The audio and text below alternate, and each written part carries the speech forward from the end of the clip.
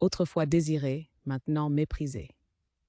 Une femme de 23 ans, petite avec ses 1,62 et pesant 57 kilos en bonne santé, se retrouve séduite par un prétendant ardent, un homme de 27 ans.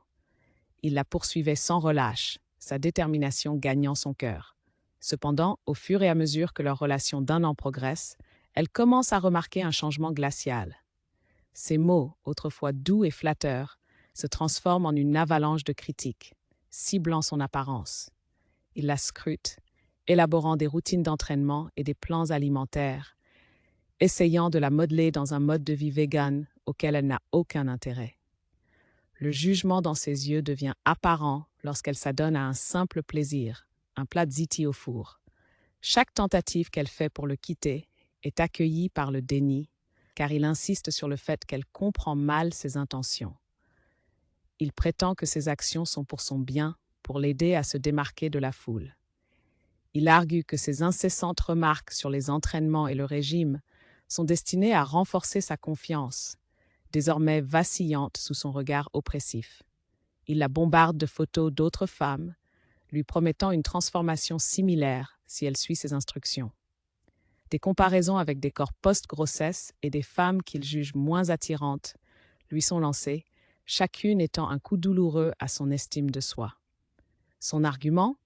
Il a la vision supérieure. Elle se demande pourquoi il l'aurait poursuivie si passionnément s'il ne la trouvait pas attirante.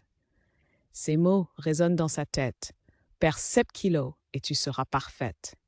Elle s'accroche à des vêtements amples, cachant le corps qu'elle aimait autrefois, mais dont elle a maintenant honte.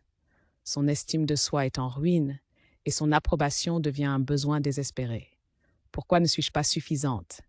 Elle est prise dans un tourbillon de doutes de soi, sa relation autrefois chérie se transformant en un champ de bataille de l'estime de soi. Mais trop, c'est trop. Avec un courage nouveau, elle met fin à la relation, ses mots étant un dernier acte de résistance contre sa cruauté. Son numéro est bloqué, sa détermination est ferme.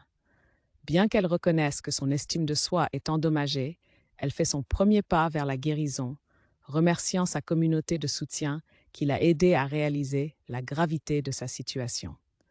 Le chemin pour retrouver son estime de soi s'ouvre devant elle, un voyage qu'elle est maintenant prête à entreprendre.